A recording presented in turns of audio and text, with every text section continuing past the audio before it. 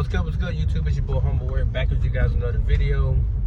So yesterday, the Miami Dolphins and the Chicago Bears ended their preseason first game in a tie, 24-24. Zach Wilson was 5 of 9 for 96 yards. Quinn Ewers was 5 of 18 for 91 yards, and Tua Tagovailoa was 5 of 6 for 27 yards. What's his name? Ollie Gordon Jr. He had 8 rushes for 33 yards and a touchdown.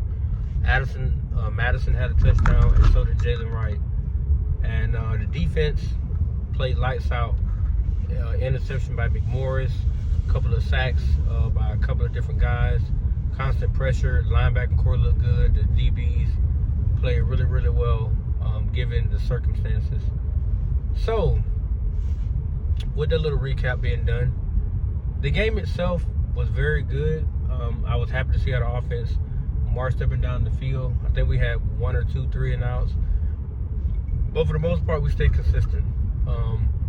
We did run the ball better than what I anticipated. I think the stat line said that we threw the ball 33 times, but we rushed 27 times. So we tried to stay even keel with our offensive attack, which shows that McDaniel finally has turned the page in terms of just wanting to be a pass-happy genius. So, because he has 4 running backs he can use now: Madison, Jalen Wright, Devon A-Chain, and Ollie Gordon II. So it's nice to see those guys get involved in the run game and contribute in their own way. Jonah and Patrick Paul were 2 brimstones on the offensive line, and so was Brewer, and the other veteran, I forgot his name. He came from Pittsburgh that we assigned. All 4 of those guys are legit up front. So our offensive line problems are pretty much resolved. We do have the depth issue we got to fix. But other than that, they look solid. They look like they can go and compete and make some noise going into this season. Again, the game itself was really good. I think the only thing that got on my nerve was seeing people talk about how on the goal line, the first series where the team drove down, and they had the goal line on 4 straight tries, they got stopped. I had no problem with that. I'd much rather see you try to pound the ball in, because we know that Tua can roll out and throw it. We've seen it done so many times. He could have easily done that, but they wanted to establish a dominant run presence to give Chicago something else to fear.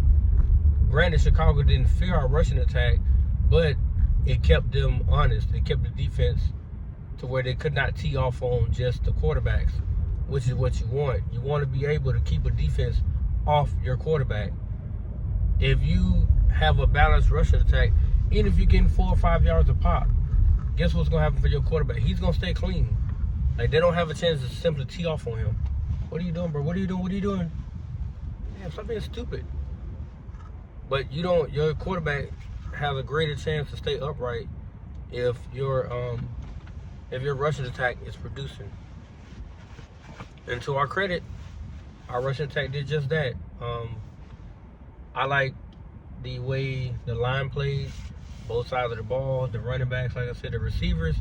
Malik Washington and Tariq Washington, they were 2 studs. They really are. The other guys, not too keen on, but we did all this without, the first series we did it without Hill and Water. Water was nursing an injury, and they said that Tariq got an oblique injury. Then there's rumors about him being traded. I'm not going to get into that at all, because, hey, I still think he's going to be with us, for the long haul. But given the way Tua played that first drive, I got no problem with that. He made outside number throws to the far hash on time and spot on to keep the guys turning up the field. That's all you can ask. You can see that he's added more and more to his game, and it's like people still got a problem with it. So at this point, I don't care. But Zach Wilson, terrible pocket presence. The man was like a statue. He had none of his spider senses were kicking off, when he was inside the pocket. Outside the pocket, he's a dangerous quarterback. He can kill you with his legs and his arm. But inside the pocket, he's like Mr. Bean. No sense of what's going on around him at all. Now, the Quinn Ewers, to the people that was like calling him trash and say that he's not ready and da-da-da, he's a rookie. And I said this yesterday on my Twitter live.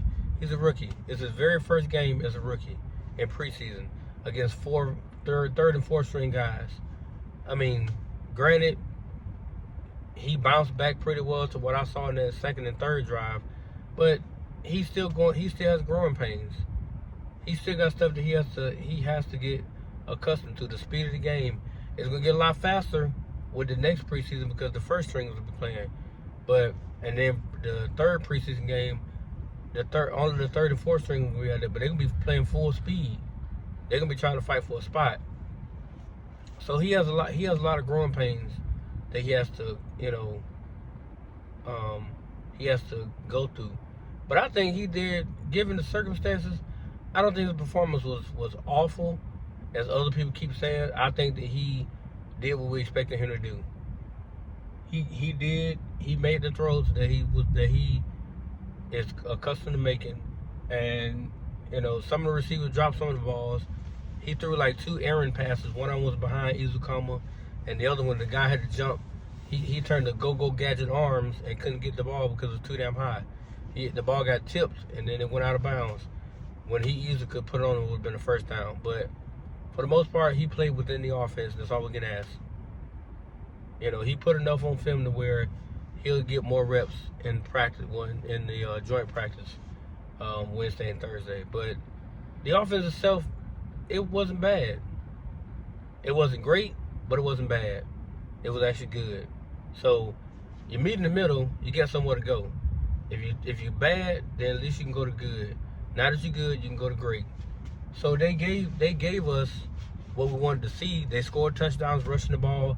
It could have easily been a passing. They could have easily been throwing passing touchdowns, but that's not the case, and I'm fine with that. I'm okay with that. But I think overall the game was decent. I don't see why people was acting like that, but hey, to me, it wasn't a bad game. So I'm looking forward to the Detroit Lions matchup because they present a problem, but we'll see how the joint practice go. And then from there, we'll see how we do in the second preseason game against them, because I'm pretty sure they're gonna let Tua play maybe like 3-4 series, and then he'll sit down. So he might have Waddle and Hill out there. So it'll look a lot different. It'll look a lot faster with them at the helm. But we'll see. Like I said, I don't take stock in preseason really. I care about the regular season. But it seems like the fan base, they want to talk about every little ounce of what happens. Joint practice, games, all that stuff. Like the regular season should be the only thing that matters. Week 1, we got Indiana, the Indianapolis Colts. That's the only thing that should matter, is how we perform against them. But I know this is rehearsals leading up to that. So it kind of matters with your technique and how you do things, yes. All that matters. But the fact that Tua didn't score a touchdown, who cares? The man that played in some of the preseason games, it doesn't matter. It ain't going on the stat sheet, and the show ain't going on his career thing. Doesn't really matter. So with that being said, I'm looking forward to, like I said, the preseason game number 2. And we'll see what he does, how he looks, because that game be at 1 o'clock on Saturday. So probably won't watch it because I'll be watching college football, but I'll be checking in on it. Just see how he does and see if they score, and then go from there. But I was pleased with what I saw defensively, and the offensive line really looked good. They just gotta stay healthy. That's my biggest thing. Like, nobody else gets hurt, everybody stays healthy, and we can make some noise in this AFC, because it's gonna be a lot of contenders this year, and I want to be in the mix of it. But let me know what you guys think, man. How would you rate the performances between Zach Wilson and Quinn Ewers? Do not talk about Tua, because hell, we all know who the starter is. We're talking about Zach Wilson and Quinn Ewers, because I've said it before and I'll say it again. I think Quinn Ewers can actually take that second quarterback spot. He has the potential to do so. If he can get going in his next game and he can be more consistent, he has a legit chance to take Zach Wilson's spot, because it's not guaranteed to Zach at all. And if Zach continues to regress or plays worse, then he gonna find himself either on the third string or on the practice squad. But we gonna see him. It's gonna be interesting to see how the Detroit game goes. So we'll see what happens from there. But on that note, guys, I got to get back to the job. But let me know what you guys think, man. Peace.